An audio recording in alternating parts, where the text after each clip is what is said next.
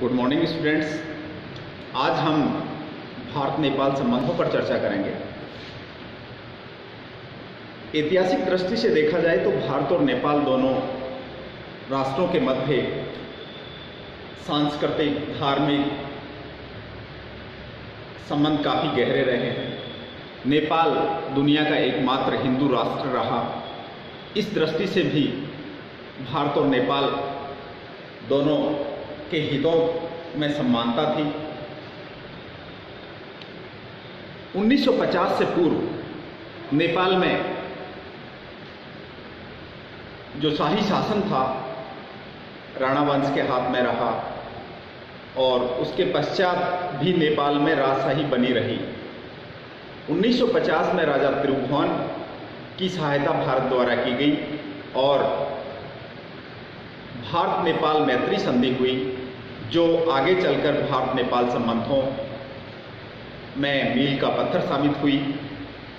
आज तक भारत नेपाल मैत्री संधि के आधार पर दोनों देशों के संबंधों का निर्धारण होता रहा और उसी संधि के आधार पर भारत द्वारा लगातार नेपाल की सहायता की जाती रही।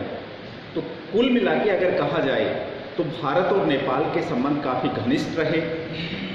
भौगोलिक या ये कहें कि भू रणनीतिक दृष्टि से अगर देखा जाए तो नेपाल का महत्व अत्यंत भारत के लिए भी महत्वपूर्ण है, क्योंकि भारत और चीन के मध्य एक प्रकार से एक भू आवेष्टित या ये कहें कि बफर जोन नेपाल है। दोनों महाशक्तियों के मध्य अवस्थित होने के कारण या अपनी अवस्थिति के कारण नेपाल का महत्व हमारे लिए और बढ़ जाता है। स्टूडेंट्स, जब हम भारत नेपाल संबंध की बात करते हैं तो यहाँ हम इस टॉपिक को दो भागों में बांट लेते हैं। एक वो क्षेत्र है या ये कहें कि भारत नेपाल संबंधों को की जो मजबूत पक्ष जिसको हम कहेंगे या दोनों देशों के मध्य जहाँ सहयोग देखा जाता है, और दूसरा वो क्षेत्र जहाँ पर भारत नेपाल के मध्य संघर्ष की स्थिति बनती है। विशेष रूप से 21वीं सदी में भारत नेपाल संबंधों में संघर्षों की स्थिति उभर कर आई है। उससे पहले इस तरह की स्थितियाँ नहीं थी, या ये कहें कि 2015 में जब नेपाल में नया संविधान लागू हुआ है, उससे पूर्व दोनों देशों के मध्य संघर्ष की ज़्यादा स्थितियां पैदा नहीं हुई। लेकिन नए संविधान के लागू होने और माओवादियों के सत्ता में आने के पश्चात दोनों देशों के मध्य संघर्ष तेज हुआ है। पहले हम दोनों देशों के मध्य सहयोग के क्षेत्रों का अध्ययन कर लेते हैं, और इसमें अगर हम देखें तो इसमें पहला जो टॉपिक है वो है आर्थिक क्षेत्र में सहयोग।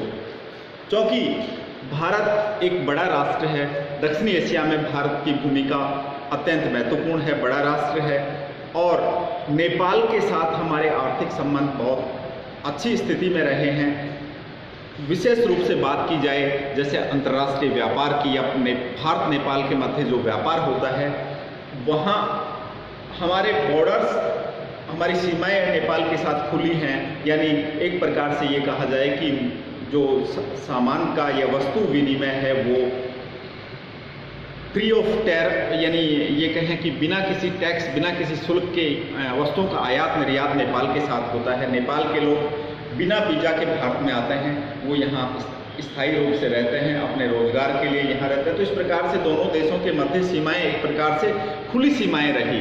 इसलिए आर्थिक जो क्षेत्र है उसमें दोनों देशों के लिए व्यापक संभावनाएं मौजूद थी। उसके बाद में आर्थिक क्षेत्र की बाद में बात की जाए तकनीकी सहायता की, तो भारत द्वारा नेपाल को समय समय पर विभिन्न प्रकार से तकनीकी सहायता भी उपलब्ध करवाई गई। विशेष रूप से नेपाल में जो, क्योंकि नेपाल एक पहाड़ी क्षेत्र है, एक पर्वतीय क्षेत्र है, तो इस क्षेत्र में हाइड्रो पावर की व्यापक संभावनाएं मौजूद थी, और भारत ने अपने तकनीकी सहयोग के माध्यम से, हाइड्रो पावर के माध्यम से, या ये कहें कि जल से विद्युत बनाने के लिए नेपाल को तकनीकी सहायता दी गई।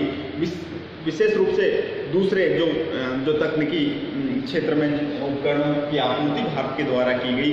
2015 में जब नेपाल में भूकंप आया, उस समय भी भारत ने नेपाल की तकनीकी सहायता की, अपनी एनडीआरएफ की सीमाएं जो सुरक्षा बल हैं उनको नेपाल में भेजा। तो इस प्रकार से तकनीकी क्षेत्र में नेपाल का भारत लगातार सहयोग करता रहा है। तो इन क्षेत्रों में अगर बात की जाए तो यहाँ पर दोनों देशों के मध्य व्यापक संभावनाएं मौजूद हैं। नेक्स्ट है सांस्कृतिक क्षेत्र में सहयोग, क्योंकि नेपाल एकमात्र हिंदू राष्ट्र रहा है।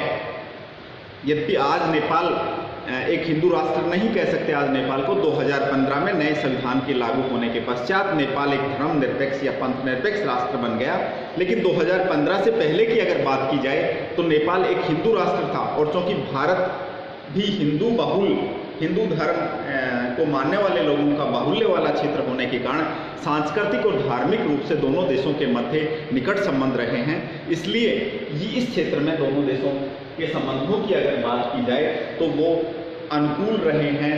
दोनों ही तरफ से कारक है वो एक दूसरे के अनुकूल रहे हैं, इसलिए दोनों देशों में यहाँ सहयोग देखा जाता है। धार्मिक क्षेत्र की अगर बात की जाए तो हमने ये कहा कि 2015 से पहले नेपाल हिंदू राज्य रहा और धार्मिक आधार पर दोनों देशों के मध्य नज़दीकियाँ देखी गई। अब हम बात करें दोनों देशों के मध्य संघर्ष की, तो संघर्ष की अगर बात की जाए, मैंने पहले भी कहा कि 2015 से पहले दोनों देशों के मध्य संघर्ष की ज़्यादा संभावनाएं मौजूद नहीं थी। लेकिन 2015 के बाद में वहाँ पर माओवादी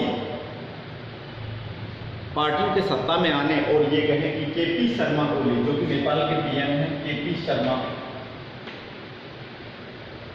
ओली की सत्ता में आने के पश्चात, यद्यपि 2015 में जब नेपाल में नया संविधान लागू हुआ और ओली प्रधानमंत्री बने तो ओली ने भारत की यात्रा की, दोनों देशों के मध्य एक प्रकार से नई संभावनाएं जगी। लेकिन धीरे धीरे देखा गया कि क्योंकि माओवादी संगठन मूल रूप से चीन से प्रभावित हैं, इसलिए इन पर चीन का प्रभाव ज़्यादा दिखाई देता है। और विशेष रूप से उस समय एक मधेसी क्षेत्र में जो नाकेबंदी की गई उसने दोनों देशों को दूर किया है। दोनों देशों के मध्य जो दूरी थी उसको बढ़ाने का काम किया, क्योंकि मधेश और जो थारू जनजातियाँ हैं वो नेपाल के तराई क्षेत्र में रहते हैं और इनके द्वारा ये मांग की गई कि उनको सत्ता में पर्याप्त भागीदारी नहीं मिली। जो राज्यों का निर्माण हुआ, नेपाल में जो 7 राज्य बनाए गए, तो राज्यों का जो गठन हुआ, जो भौगोलिक आधार पर जो गठन होना था, उस में राज्यों का गठन इस प्रकार से किया गया कि इन जातियों को कम से कम, मधेश और थारू जातियों को कम से कम प्रतिनिधित्व मिले। इसलिए मधेशियों में एक आक्रोश था और उस आक्रोश के चलते, चूँकि नेपाल में जो भारत नेपाल को पारगमन की सुविधा देता है, सारा सामान नेपाल में भारत से होकर जाता था। लेकिन मधेसी लोगों ने 2015 में नए संविधान के लागू होने के पश्चात नाकेबंदी कर दी, जिसके कारण दोनों देशों के मध्य तनाव पैदा हो गया। नेपाल सरकार का लगातार आरोप रहा कि ये भारत की सह पर ऐसा किया जा रहा है, जबकि वास्तविकता ये थी कि मधेसी आंदोलन में भारत की कोई भूमिका नहीं थी। लेकिन इस मधेसी आंदोलन के पश्चात दोनों देशों के मध्य संघर्ष की व्यापक संभावनाएं बन गई और इनका फायदा चीन ने उठाया।